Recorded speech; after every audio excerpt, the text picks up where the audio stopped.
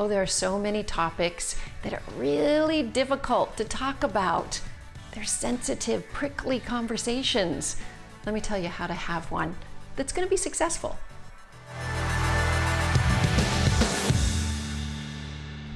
Hi, I'm Dr. Wendy Walsh for Local Now, and I'm here for you during this time. And I care about your mental health, and I care about all psychology and interpersonal relationships.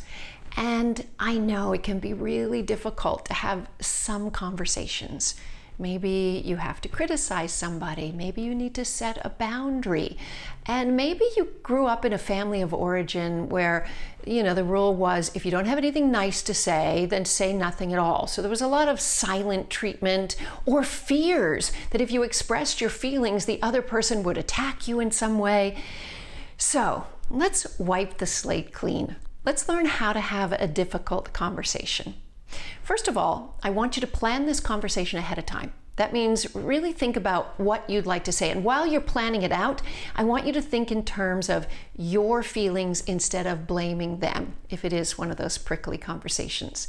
And think about how you would shape it into what I call a communication sandwich. And a communication sandwich begins with a layer of love, followed by a layer of something that's a little hard to chew on, and then it's backed up with another layer of love. So it starts out with a compliment. You remind the person why you care about them. This is relationship building. And then the difficult conversation. And when you have that difficult conversation, stay on your own feelings.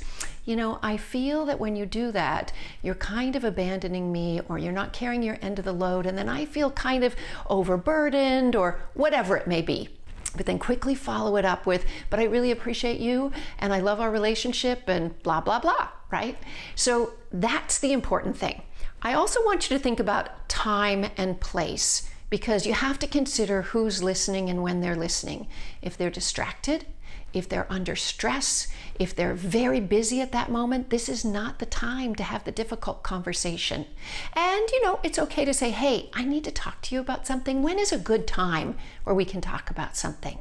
So that when you're together, you can look eye to eye on the same level and try as hard as you can to keep your voice really calm. Don't fall into judgmental stuff, criticism. Just say it plain and simple. And you don't have to back up your needs with a million words. That sounds like you don't really believe that you have boundaries and you need to constantly reinforce them. Just say what you need, or you say where the boundary is, and then be quiet. Oh, they will come on with a rebuttal, and they're going to talk and talk and talk, and they might even blame you and get defensive, because that's what people do when they hear difficult stuff.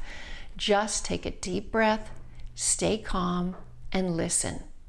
Let them know that they've been heard. Don't change your mind, don't change your opinion, but just let them know that you understand what they're saying and that they have a right to their opinion too. And at the end, follow it up with a layer of love. Tell them why this relationship is important to you and why you want to continue it. I know it's difficult if you haven't learned to express your feelings in an intimate way, but I feel confident you can do it. Thank you so much for watching here on Local Now. I'm Dr. Wendy Walsh. You can follow me on my social media at Dr. Wendy Walsh. We'll see you soon.